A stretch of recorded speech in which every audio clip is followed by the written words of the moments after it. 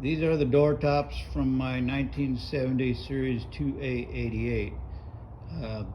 I am going to try and restore them because I'm trying to keep this build original. I could buy new tops, but I'm going to try this first. As you can see, I've already taken out all the glass in the window channels. Those will be put in later. The biggest problem with this are these rusted out studs, which I'm told are braised inside, top and bottom.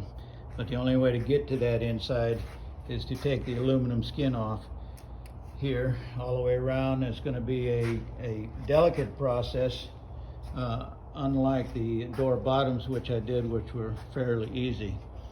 To help with that process, I've got various bending tools.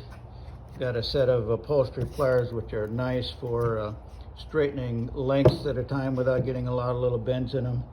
And if necessary, I have a heat gun for annealing the aluminum if I feel it's necessary.